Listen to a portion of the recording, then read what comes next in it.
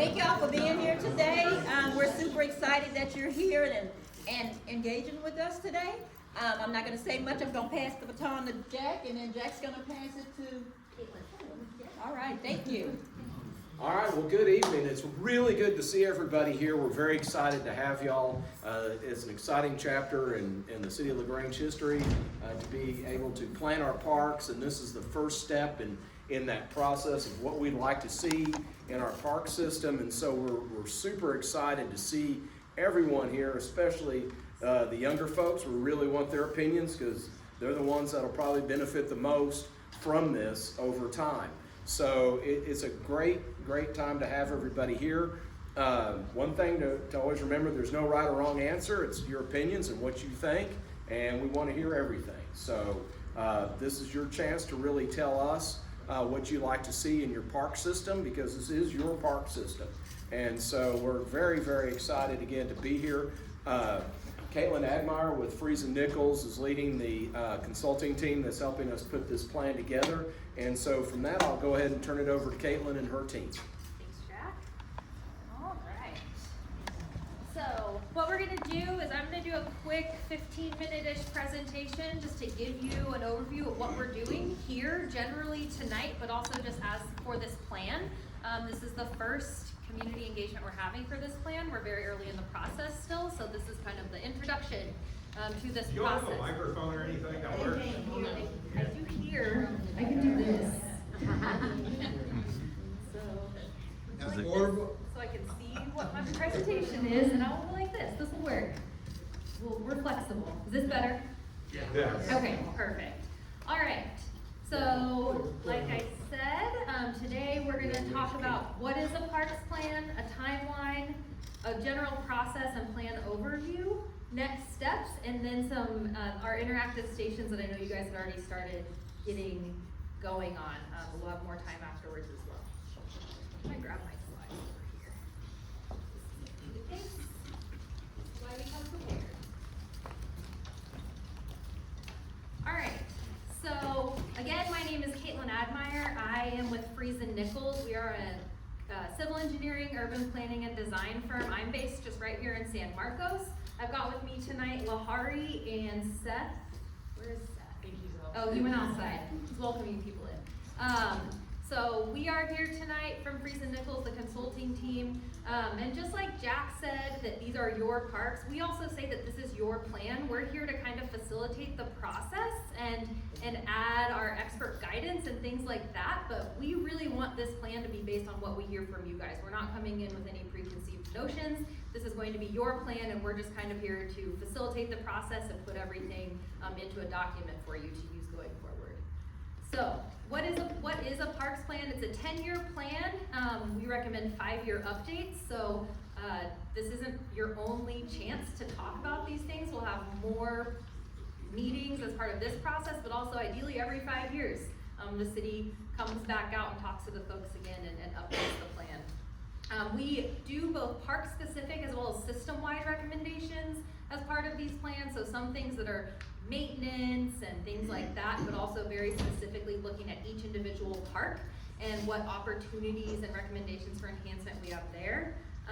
Very importantly, this plan creates an action plan, so that is what the city then can take as their next 10 years of work, and they can just kind of check off, go down the list and check things off. And it really helps through that as well guide city decisions and investments. So as CIP planning processes are happening annually, this plan allows the city to look at what kinds of things did the community say they wanted to see in our parks, and how are we budgeting for those in our CIP. So again, Freezen Nichols, we are leading the process as the prime consultant, but we're working closely with city administration and parks and recreation staff to facilitate the process. Again, you guys, the community, is who identifies the vision and really sets the direction for the recommendations. We will, later in the process, have some stakeholder focus groups that look at either specific topics that we want to dig into more, that we're hearing a lot about. In the end, this is a city council adopted plan, so this will go to city council. We're hoping later this year or early next year, depending on how city council meetings fall in the holiday schedule. And then after the plan is adopted, the city staff are the ones who then take this into lot of partnerships, hopefully, from a lot of people in the community and other jurisdictions as well. So why do we do these plans? The intent is really to build consensus, to align folks in the same direction, identify current and future priorities. So what are we missing today? What do we think we might be missing in the future as LaGrange grows and we look at population growth and what Parks and Rec needs will be in the future as well. It provides park staff with that roadmap, that list of action items for budgeting and planning purposes. And finally, this is a very specific plan that will be compliant with requirements from Texas Parks and Wildlife. And what that does is open you up for grant funding, which is very important to get some of these things done. So a little bit of background. In 2018, the city did a citywide comprehensive plan, which did include a specific parks chapter. So this is what we're starting from. We're looking at what did the comprehensive plan identify as parks priorities, and that's kind of our baseline that we're building upon. So some of the public feedback that they heard back then that we're hoping to either confirm or update as part of this process is river access and recreation, improving signage and lighting, and amenities like public restrooms near the river.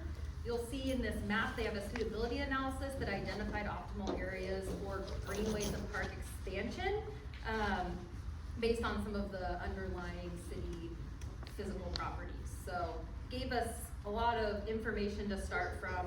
And in the chapter 8 specifically, I do have a printout of this entire chapter 8 if anyone really wants to dig into the comprehensive plan parks piece. It's also available online on the city's website.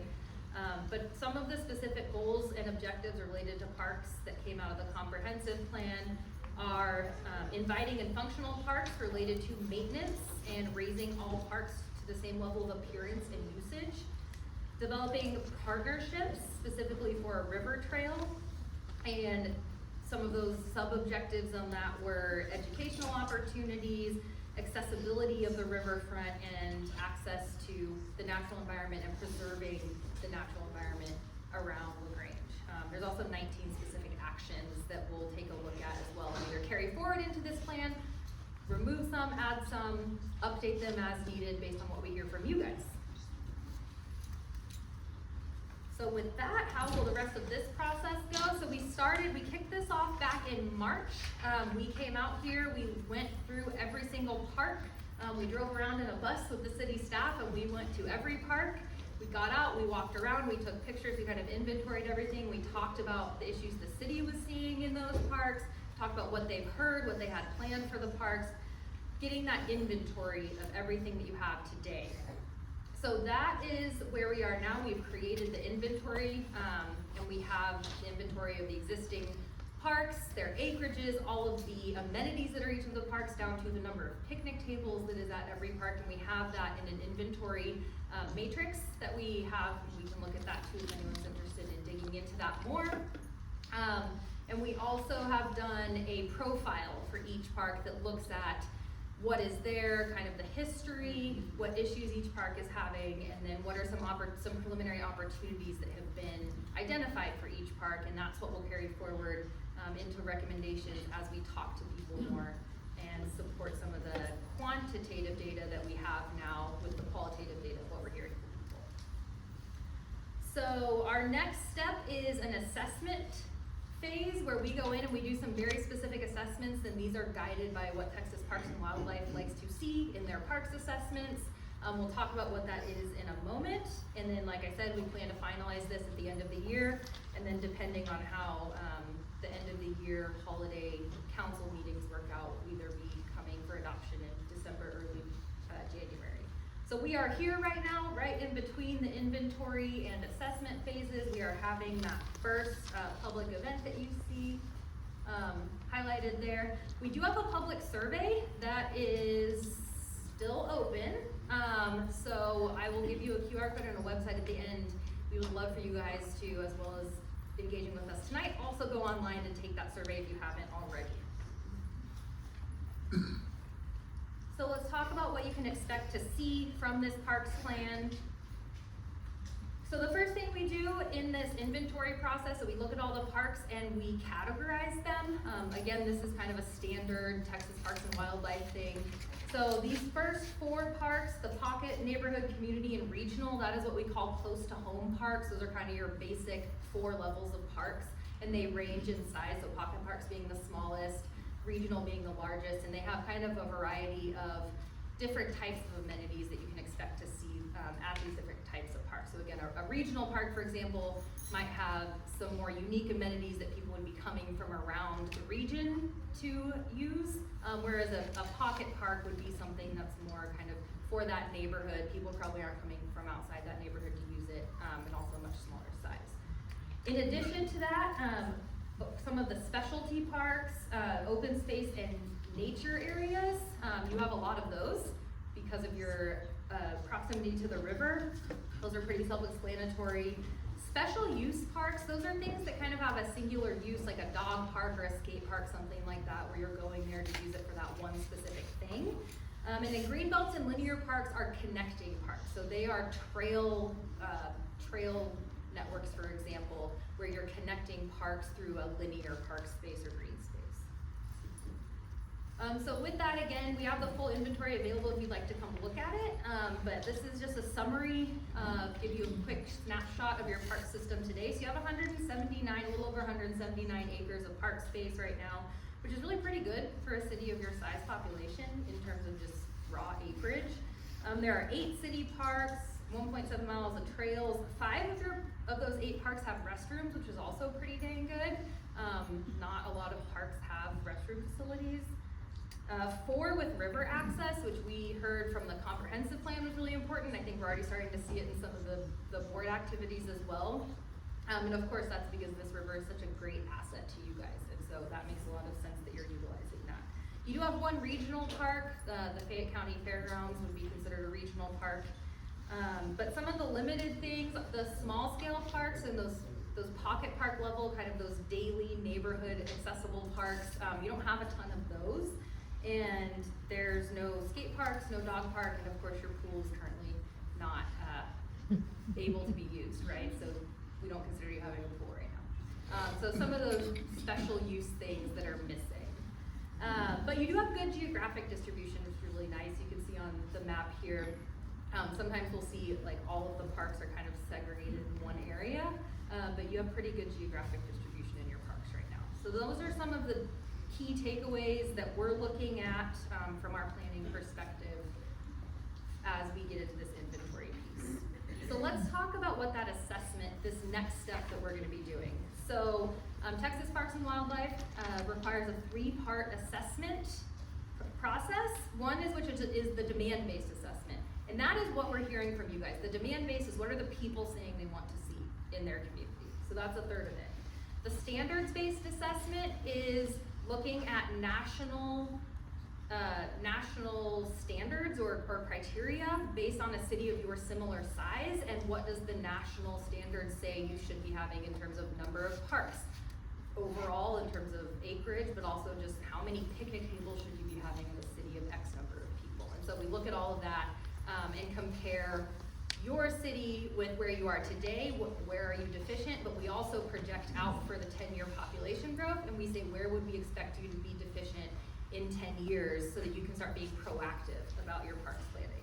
And then the resource-based assessment is looking at what kind of assets do you have. So for example, you guys, the river is obviously a very big asset that can be taken advantage of for recreational purposes.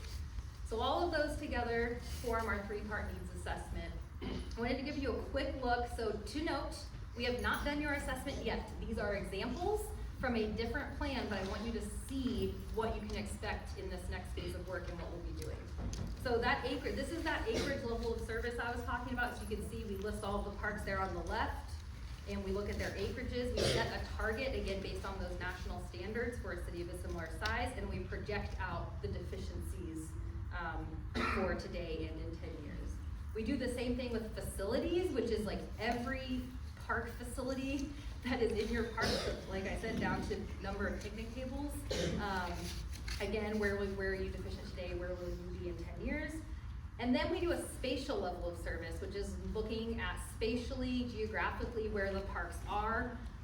We do buffers around them, so walking buffers, biking buffers, driving buffers, and then we look at the areas of town where we are lacking parks just physically and saying these people don't have an access to a park, so those become target areas for future park acquisitions. And then that all culminates into a recommendations chapter.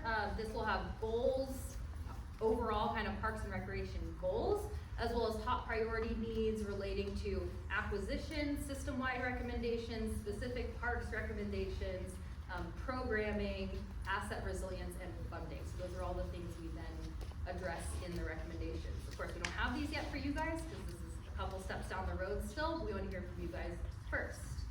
And then our action plan will look something like this. So we get down into identifying some of the players or partnerships that the city can use for different actions. We look at timelines, and then we do some opinions of probable costs. So planning level cost estimates for some of the applicable projects in that action. So with that, I'll just say here's what we've heard so far from the survey. Like I said, survey is still open. We are still doing other engagements like this in-person one tonight, but here's what we're starting to hear from the people. We've had about 371 contributions last time we checked, which is really good for a city of your size. So like kudos. You guys are already one of the most involved communities that we've seen in a planning process in a while, so this is great. 2/3 of them approximately live in the city of LaGrange, the other third are in Fayette County. Some of the most used things are parks, playgrounds, sports fields, and trails. Some of the most wanted things are aquatics. Restrooms, playgrounds, and picnic shelters are some of the top needs that are emerging. Riverfront parks, nature, birding, what does that say, dog parks are some of the other things that are starting to rise to the top. And then highest priorities, trails and sidewalk connections to parks and schools. That is something else we'll be looking at for you guys, is that trail network connectivity as well around the city. And then popular programs, aquatics, festivals, farmers market, and other events. So aquatics and events. So with that, the next steps, please take our survey. There is the QR code, lagrangeparksplan.com. So hopefully that is easy to remember and tell other people about. Help us spread the word. Neighbors, family, friends who weren't able to be here tonight, let them know about the website and about the survey. And then the rest of the evening tonight, our consulting team, we're all available. City staff is here. We're happy to chat with you. If you haven't had a chance to go around and participate in the boards, please do that. And if you're here, I know there's a lot of people in the community that are very interested in the aquatics conversation, right? We know that's like the big conversation in LaGrange right now. But we do encourage you to please participate in the other boards as well. We want to hear about the whole park system. So make sure you go around and hit all the boards. And if you didn't have the chance to sign in when you came in the door, please make sure you do so on your way out. And with that, we're happy to get back to conversations, and if anyone has any specific questions for me or for the city, we're happy to chat with anybody. With that, thank you so much for being here. We appreciate all of your participation.